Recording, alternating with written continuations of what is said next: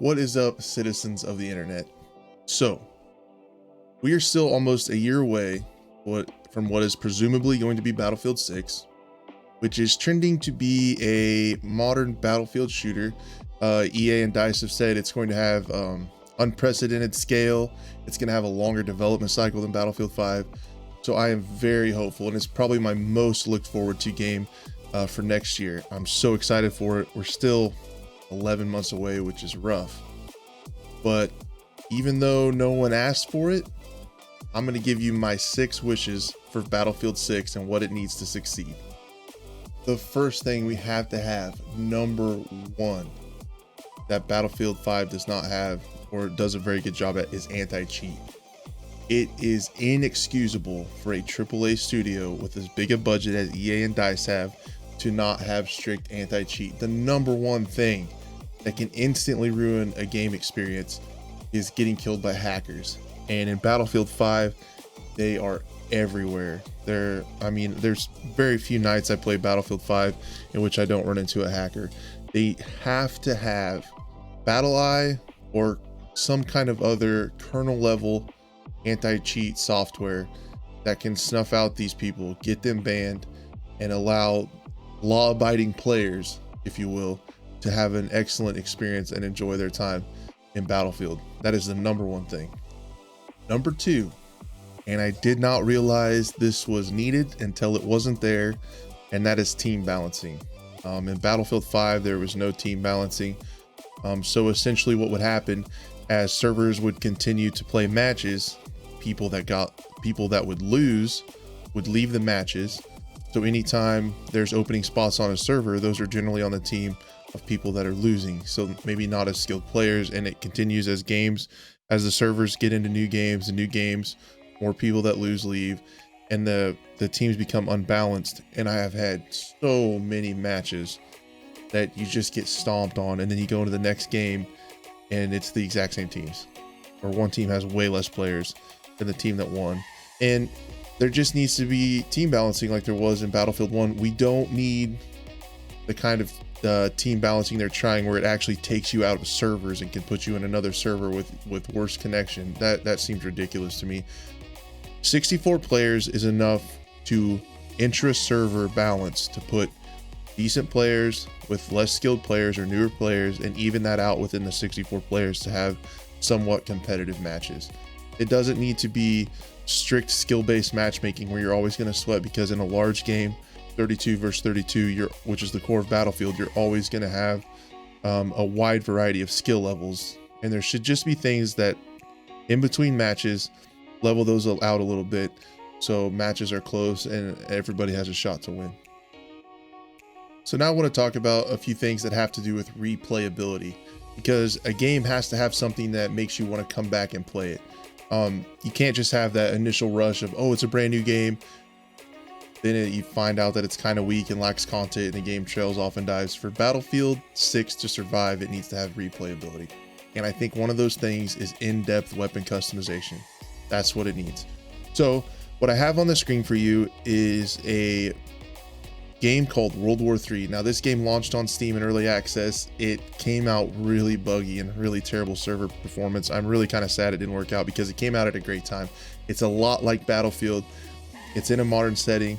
It came out when people were frustrated with Battlefield 5, but it just had a rough launch. But there's some things we can learn from this, and a few things we can look at that I think are really interesting. And one of those is that it does a really good job of weapon customization. We can see there are quite a few attachments. All these things that are exploded, you can change. They do different things. They affect the stats that you can see down here. There are all kinds of different weapons on the side with country of origin. It's really neat. You can unlock these. You have, the barrel, SA-80. These are all familiar guns. M417, Scar H with DMRs, LMGs, pistols, snipers, shotguns, rocket launchers, submachine guns, all this stuff, tons of guns. But each one of them, you can come in here, you can break them apart, you can change the stats, and it makes you want to come back. In Battlefield 5, there's 4 perks you can add to a gun, and each of those levels you have 2 choices. Kind of set them up once and then there's nothing.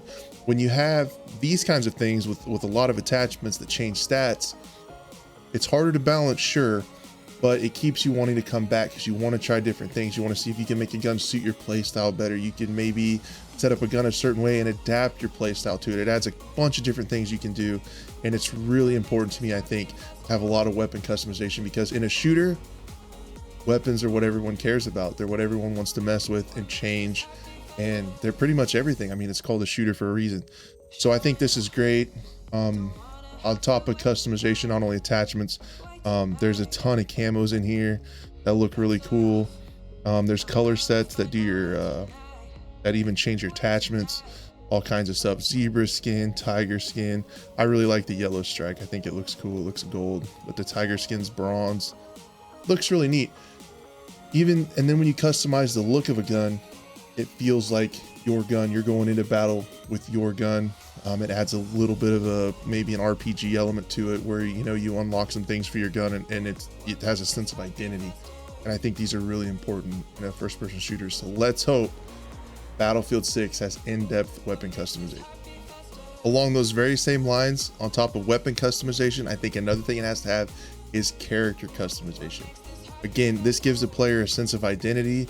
Unlocking cosmetics can really keep you coming back for challenges. I know a lot of people really like challenges to unlock cool cosmetics. This keeps people coming back. It also gives your soldiers some identity, which is another reason people come back and play a ton of role-playing games. They play RPGs to build up their character, give themselves a unique look, and I think Battlefield 6 really needs this. This is another view of World War III. This is my character I made when I played it for a little bit. I got a sweet tat. I got the Cousin Eddie floppy hat. Here's the gun earlier that I put the tiger stripe camo on. You can change everything in here. Some people like it. I'm not a huge fan of the emotes, but there's emotes. Whatever. I don't need that. But some people like it. But yeah, there's tons of visual things you can do here. Uniform and visuals. You can change hat, glasses, mask, tattoo, vest, boots, pants, gloves, everything. So when I'm playing with my friends and they see this guy running around with a floppy hat and a Grim Reaper tattoo and a tiger striped gun, they know that's Crash. And same with my friends. When they have a unique look and we're out on the battlefield, I know that's them. You develop a sense of identity with your soldier and you connect to it a little bit. And I think it puts more stake in the game and adds a lot of fun and something that's needed to keep people coming back. Battlefield 1, great game, awesome atmosphere, beautiful game. What it lacked, and we noticed, was character customization. There wasn't anything you could do to your character in Battlefield 1, and that got a little stale. Everyone looking the same, everyone running around on the map looks the same. And I think this would really help Battlefield 6 keep people playing.